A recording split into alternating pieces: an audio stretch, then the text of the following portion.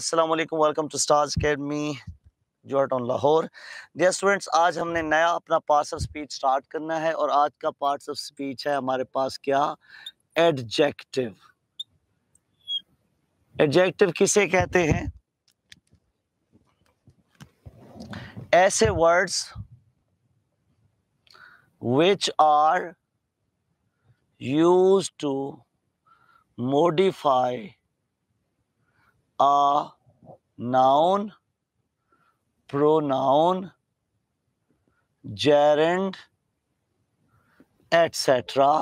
are called adjective. Just definition ही बतानी इसलिए ताकि एक स्टार्टअप ले सकें। सपोज हमारे पास सेंटेंस आता है, he is an honest man. He is an honest man. अब ऑनेस्ट क्या है? एडजेक्टिव है। क्यों? क्योंकि मैन एक नाउन है और इस नाउन को डिफाइन कर रहा है, तो ये कहलाएगा adjective. So adjective are the word which are used to modify noun, pronoun या जेरेंड एटसेट्रा। फॉर एग्जांपल, हम कहते हैं कि ही इज स्मार्ट। अब स्मार्ट ने किसको मॉडिफाई किया? ही को। तो ये एक प्रोनाउन है, तो ये भी कहलाएगा क्या? Adjective, right? तो adjectives are the words which are used to modify a noun or pronoun. तो इसमें हमने कौन से पॉइंट्स डिस्कस करने हैं, कौन से पॉइंट्स के ऊपर हमने स्टडी करनी है? नंबर 1 हमारे पास है position of adjective. Position of adjective. Number 2 हमारे पास है gradable and non-gradable adjectives. Next हमारे पास है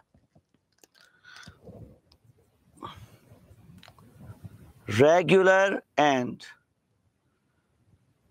irregular adjectives.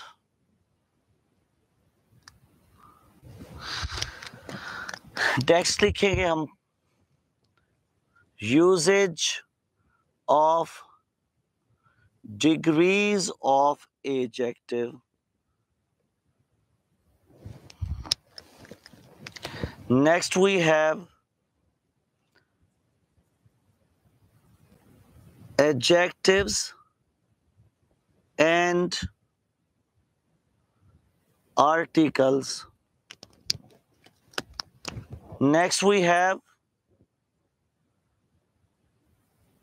adjectives and punctuation. Next we have sequence of adjectives. तो ये वो पॉइंट्स हैं जो हमने एडजेक्टिव में स्टडी करने होते हैं या एडजेक्टिव का टॉपिक जिस पे बेस करता है। स्टार्ट करते हैं सबसे पहले position of adjective. Position of adjective. कुछ मिस्टेक्स एडजेक्टिव्स की ऐसी हैं which are related to its positioning. Position के लिहाज से we can divide our adjective into 3 categories. What they are like attributive, predicative, post positive. Attributive मतलब before a noun, predicative after verb, post positive after noun. MCQ कैसे आते हैं और ये कैसे एडजेक्टिव हैं, पहले एक सेंटेंस से थोड़ा सा एक्सप्लेन करते हैं। This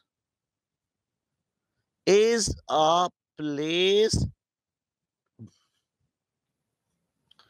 worth visiting,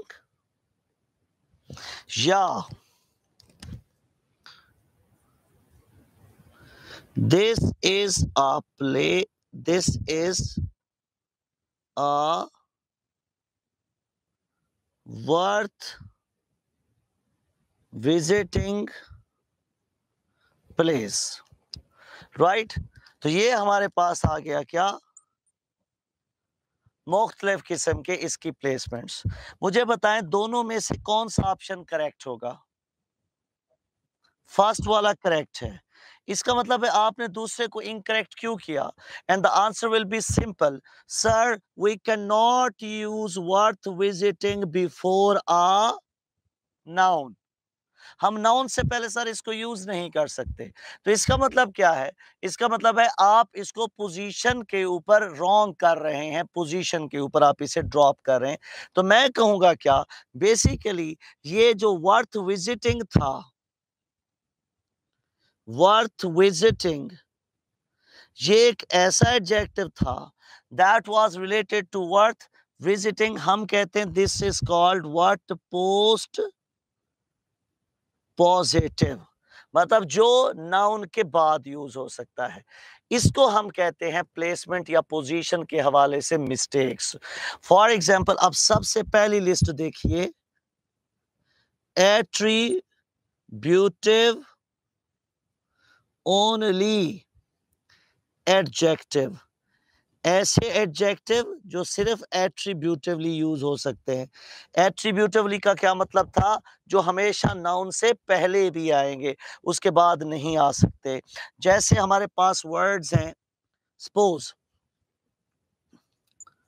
only, Elder, medical, southern,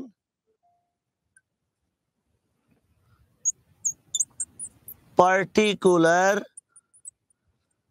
same, etcetera. ये सारे वर्ड्स जो हैं ये हमेशा नाउन से पहले आएंगे। इसके बाद क्या है, दूसरे नंबर पे आ जाता है प्रेडिकेटिव ओनली।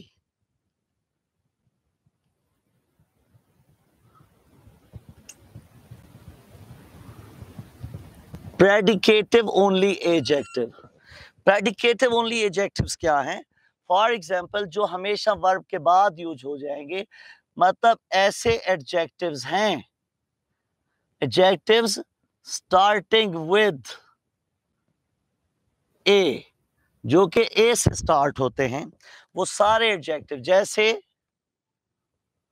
अवेयर, अवेक,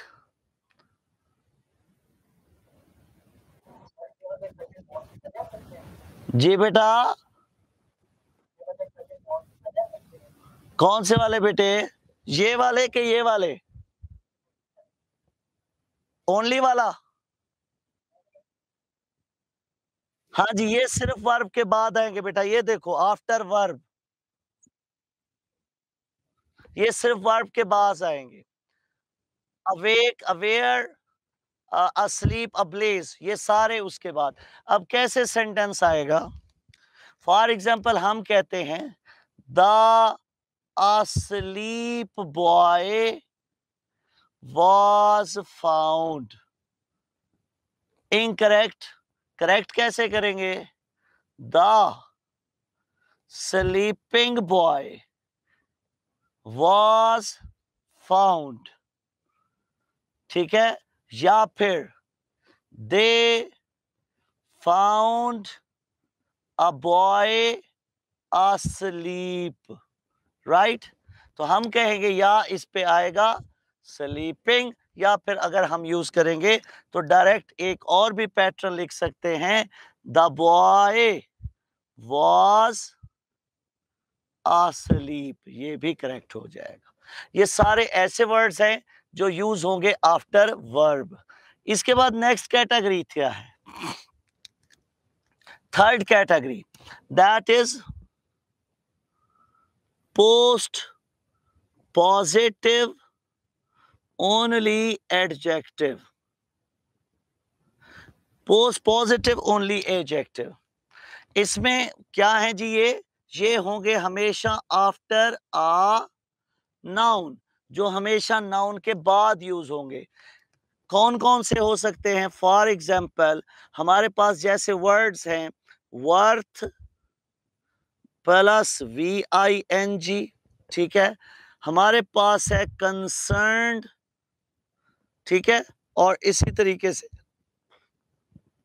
कोई फ्रेज आ जाए या कोई क्लॉज आ जाए तो ये भी सारे के सारे क्या होंगे? ये भी हमारे पास पोस्ट पॉजिटिव ही कहलाएंगे, उनके बाद ही यूज होंगे। फॉर एग्जाम्पल सेंटेंस आता है the rich in resources land. Wrong expression, हम लिखेंगे क्या? The land rich in resources, क्योंकि जब भी फ्रेज आ जाएगी एडजेक्टिव के तौर पे जैसा कि ये है तो ये हमेशा नाउन के बाद आएगी। क्लियर होगी बात? बाकी वर्थ विजिटिंग वाला मैंने आपको एग्जांपल यहाँ पे दे दी हुई है। तो इसे कहते हैं आपके पोजीशन के लिहाज से एडजेक्टिव की डिवीजन। तो ये पोजीशन ऑफ एडजेक्टिव की 3 कैटेगरीज हो गई। इसके बाद पॉइंट नंबर 2 पे जाएं तो एडजेक्टिव के अंदर जो स्टडीएबल फीचर है that is gradable and non gradable adjective, right? Gradable and non gradable adjectives. भाई ये क्या है? देखते हैं। ग्रेडेबल क्या है? जिसकी डिग्रीज बन सकती हैं, जैसे हमने लिखा गुड, डिग्री बनी बेटर और थर्ड बनी बेस्ट, इसे हम कहेंगे क्या? ग्रेडेबल। और कुछ एडजेक्टिव ऐसे हैं जैसे हम लिख देते हैं यूनिक, फेवरेट, यूनिवर्सल, इसे हम कहते हैं नॉन ग्रेडेबल। नॉन ग्रेडेबल होते क्या हैं? Non gradable means, non gradable किसे कहेंगे? विच हैव नो डिग्रीज, जिनकी ग्रेडिंग नहीं है, जिनकी डिग्रीज नहीं है। And what are gradable? जिनकी which have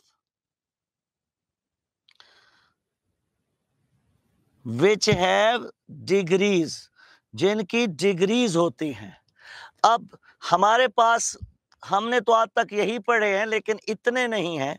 non gradable adjective की पूरी एक लिस्ट होती है, उस कुछ कैटेगरीज हमारे पास ऐसी हैं जो हमेशा नॉन ग्रेडेबल होती हैं। तो देखते हैं कि नॉन ग्रेडेबल कौन कौन से एडजेक्टिव होते हैं। नॉन ग्रेडेबल एडजेक्टिव कौन कौन से हैं? भाई नॉन ग्रेडेबल एडजेक्टिव हो सकते हैं हमारे पास सबसे पहले कलर, उसके बाद नेशनैलिटी, देन रीजन, उसके बाद रिलीजन, उसके बाद ज्योमेट्रिकल शेप्स, और फिर कुछ वो वाले एडजेक्टिव जिन्हें हम हमेशा कहते हैं। और उनमें कौन कौन से हैं? जैसे हम कहते हैं unique, perfect, universal, complete, etcetera.